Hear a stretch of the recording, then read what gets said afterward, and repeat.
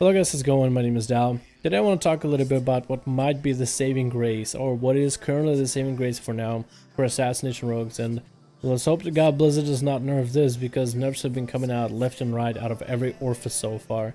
So what I want to talk about is about some of the talents and some of the key abilities that are contributing currently to an increased damage in PvP for Assassination. Although the nerfs Assassination has gone through, there might be still a glimmer of hope unless Blizzard decides to shut that one down, and if they do, I'm honestly going to have to rethink my class altogether. But let's take a look at some of the talents that do contribute to damage increase. Right now, Master Poisoner, and being able to get damage off of Envenom, where you use Envenom and start applying as much of deadly poison as possible on the enemy. That's currently a major contributor to most of your damage. So it's not quite the Envenom itself, but the applications of the deadly poison. So you'll notice that when you PvP on PTR if you have one downloaded. Another biggest contributor is Subterfuge, and the buff that it gave, that they decided to tag on to Garrote.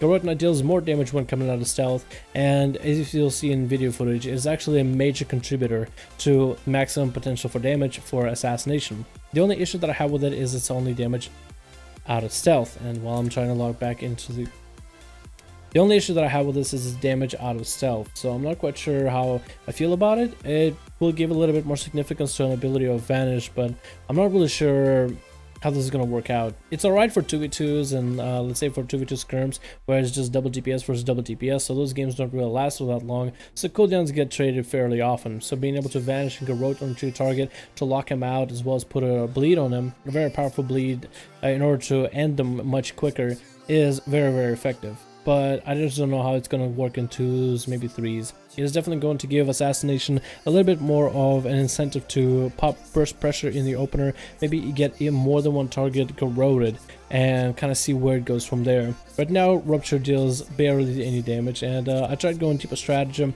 and vigor, and right now for PvP, specifically for PvP, the damage is negligible. It doesn't really make that much of a difference. Especially for Assassination, I felt that going deeper stratagem isn't the best way to go. It's only good if you're able to play with the healer and able to get a ton of energy and be able to layer really strong bleeds on the enemy. But when it comes down to it, a Rupture ends up being one of the weakest hits you ever have. The only time Rupture is going to be doing more damage than any of your other abilities is if you put bleeds on the enemy or just Rupture and then walk away. As long as you're on the enemy, meleeing them with a Venom up, with Garrote on them, you are dealing a lot of different forms of damage of bleeds and poisons in a variety, but you're no longer going to be really strong in terms of your dot-based damage. Right now, my Rupture hits for solo, it is a bit ridiculous, and I know they buffed it a little bit for PvP, but it is such a low number. It's actually saddening to this day. So in a way, Rupture is going to be just sustained damage. It's going to be okay damage, but for the most part, you're going to want to tag it onto enemies so you can get your energy back. But it seems that we're going for Envenoms and getting Envenoms and letting Deadly Poison apply on the enemy back to back to back while Envenom is up is going to be a big contributor. Another big contributor is going to be internal bleeding. That it buff it, and the damage that it does throw out is a bit higher than the average of Rupture in some cases. So I believe that the damage of internal bleeding is going to be something you're definitely going to want to line up together with your Envenoms and Garrotes, but it's going to be difficult because you're kind of just trying to get common points for an Envenom and a Kidney. It might make sense to now play Anticipation so you can get 10 common points stacked up. You stun your target, you Envenom your target, and then you have all forms of damage happening on your enemy. Or maybe Vigor might be a better option. I'm still not sure how it's all going to work because of all the changes. It's really difficult to tell which cooldowns and which abilities are going to end up being ultimately the best in the end. I feel like Exsanguinate on its own is decent, but I'm not sure if it's all that great. I feel like Exsanguinate is probably going to see itself rotating out of Assassination altogether for PvP once it comes out, because the 80% faster bleeds is going to be a little bit helpful, but then I feel like it's going to be so niche, and the only way it will help you in an effective manner is when you place a really strong Garrote on your target.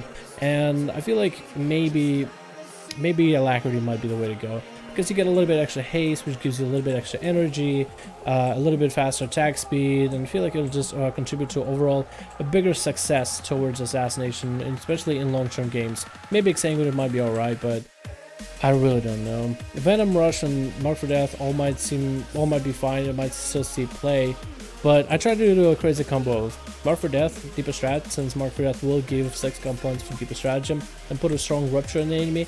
It literally didn't matter, and it just feels really, really weird just running around and trying to put six compound ruptures on my enemies, and then it feels like it deals no damage, and then when I'm trying to pop on cooldowns, it's just, I don't really know, is it worth it? So I feel like Venom Rush might end up being the better option. Maybe Death from Above might be alright because of its extra AoE damage at the top, and then all the extra Venom damage afterwards.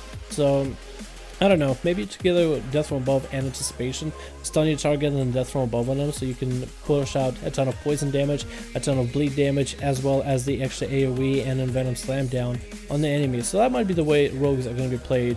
I also feel like because of all the bleed changes and the poison changes, and mainly the buff to Subterfuge, it might be worth going Hemorrhage, because, well, for more than one reason. Hemorrhage will increase the damage of your initial growth and will increase damage of how much you deal with internal bleeding, allowing you to deal a little bit more damage in terms of bleeds. But it'll also kind of try to balance out Rupture a little bit. So I feel like Rupture deals, let's say, I feel like it's underperforming. So right now on PTR, Rupture is not really doing all that much damage. It's basically just a small sustained damage increase on your enemy, and it's primarily used to maintain a bleed on an enemy so you can keep a ton of energy back, so you can get the abilities that do matter, like Kidneys and Envenoms, which is, I feel like it's a bit ridiculous, but it's alright. It's how Blizzard decides to make this system and make the game run.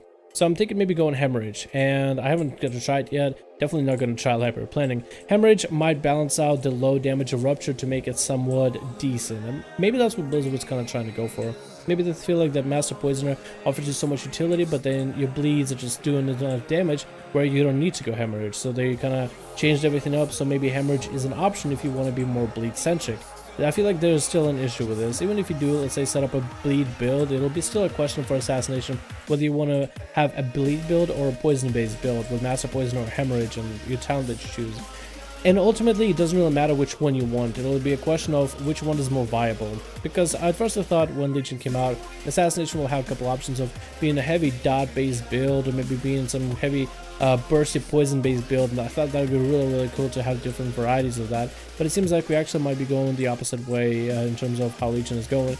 It ends up being whether you want more damage from bleeds or more utility from your poisons. And as we saw, the poison utility being decreased severely with Crippling Poison no longer being as effective as it's only 30% slow. I feel like Master Poisoner might see itself out of the rotation, and Hemorrhage might take over just to increase the little bit of extra damage for all of your bleeds. But that's just some of my speculations, and this is everything that I have. Hopefully you guys enjoyed the video, and hopefully you guys got to take a look at the numbers of the damage I was able to put out. If you need to watch this video carefully again, just you can go back and mute it because you already heard what I said, and turn on the song, put the video in slow motion, and watch some of these numbers for yourselves, and let me know what you think about it afterwards. Thank you guys so much for watching. Let me know what are your thoughts on my footage of Assassination, and what are some of your thoughts on the future of Assassination Rogues that we'll see down the line.